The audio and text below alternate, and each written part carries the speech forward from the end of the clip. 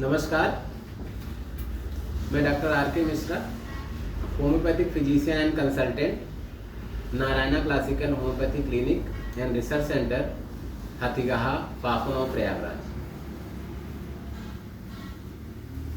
Last time मैं आपके साथ फेसबुक पे आया था, उसमें मैं हाई ब्लड प्रेशर की बात पे थोड़ा सा डिस्कशन हुआ था, लेकिन वीडियो अधूरा रह गया था।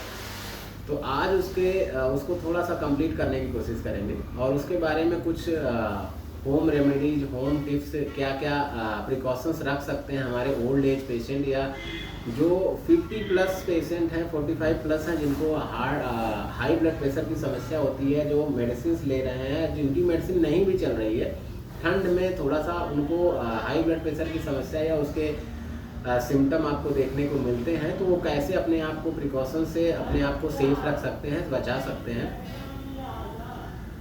तो हाई ब्लड प्रेशर ठंड में ज़्यादा हो जाता है, जिसका कारण है कि ठंड, जैसे कि ब्लड हमारा थिक हो जाता है, ब्लड की डेंसिटी बढ़ जाती है, जिसकी वजह से हाई ब्लड प्रेशर, उच्च रक्तचाप की समस्या देखने को मिलती है। और इसके लक्षण पे बात करेंगे, जो लास्ट टाइम नहीं बात हो पाई थी।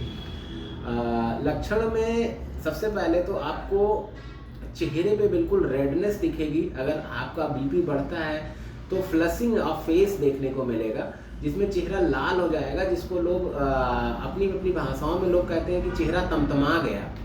चेहरा तमतमाना मतलब वही कि लाल हो जाएगा बिल्कुल चेहरा, और फेस पे ऐसा लगेगा जैसे हीट निकल रही है चेहरे से।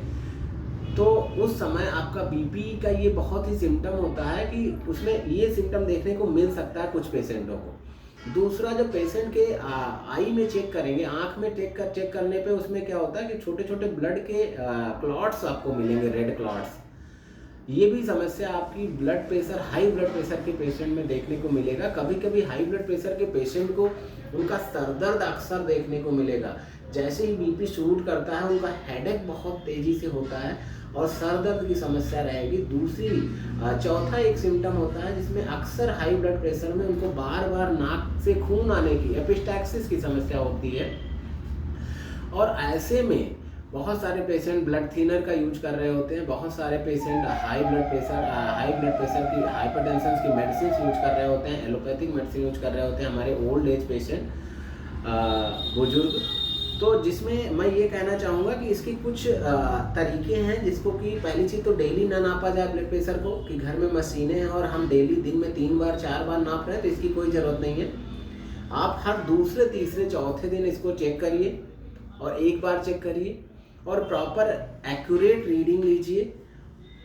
दूसरी चीज़, अपने खान पान पे बहुत संतुलन रखिए।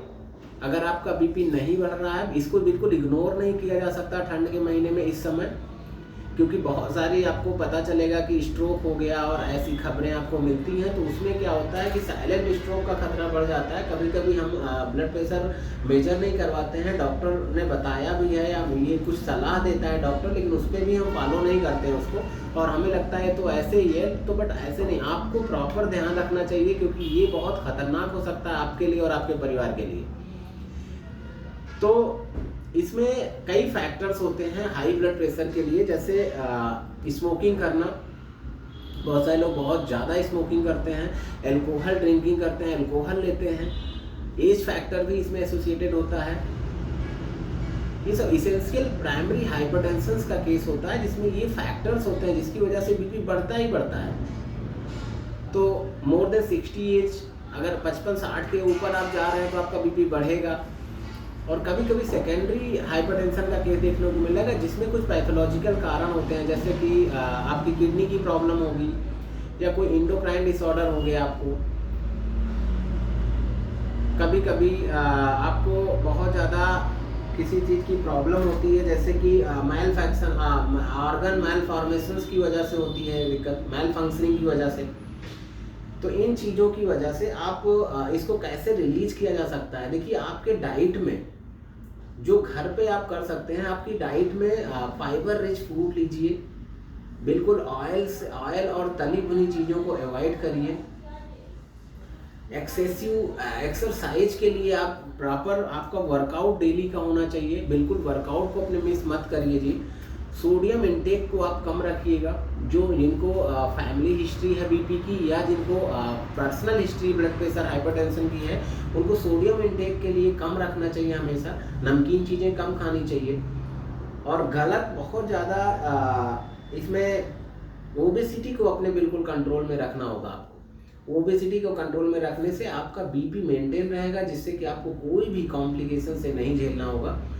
तो बीपी को कैसे मेंटेन करना है, अगर आप किसी भी तरह से बीपी को मेंटेन रखना चाहते हैं और बीपी को नॉर्मल रखना चाहते हैं, या किसी और भी बीमारी के लिए आप सुझाव लेना चाहते हैं, सलाह लेना चाहते हैं, किसी भी बीमारी के लिए, चाहे वो साइकोलॉजिकल डिसऑर्डर हो, चाहे वो स्किन डिसऑर्डर हो, चाहे वो चाइल्ड ऑटिज्म हो, एमआर हो, मेंटल रिटार्डेड बच्चे हों, सेरेब्रल पाल्सी का बच्चा हो, या किसी भी पुरुष या महिलाओं की समस्या हो, erectile dysfunctions, kidney stone, piles, बवासीर की समस्या हो, किसी भी तरह की समस्या से लेके एलर्जी की समस्या हो, आप मुझसे पर्सनल बात कर सकते हैं, पर्सनल मिल सकते हैं। मैं आपको अपना नंबर बताना चाहूँगा कि 9454914678, ये मेरा व्हाट्सएप नंबर है, कॉलिंग नंबर है। आप इस पर डायरेक्ट कॉल कर सकते हैं। सुबह 9 बजे से लेकर रात 9 बजे तक आप कॉल करके बात कर सकते हैं। और अगर आप हमारे क्लिनिक पे विजिट करना चाहते हैं तो मेरे क्लिनिक का एड्रेस है Narayana classical homeopathy clinic and research centre, near Ravi Dhulai centre, Hathigaha, Lucknow road, Prayagraj. और दूसरी टाइम मैं यहाँ 11 बजे से 2 बजे तक मिलता हूँ हाथीगाहा में। और आपको अगर दहियावा मिलना चाहते हैं तो मेरी वहाँ दूसरी क्लिनिक जो दहियावा में है, Narayana classical homeopathy clinic and research centre, near Mela ground, Dahiyawa, Prayagraj. वहाँ मैं 3 बजे से 7 बजे तक डेली रहता हूँ। और किसी भी तरीके चिकित्सकीय परामर्श के लिए आप संपर्क करें। थैंक यू, नमस्कार।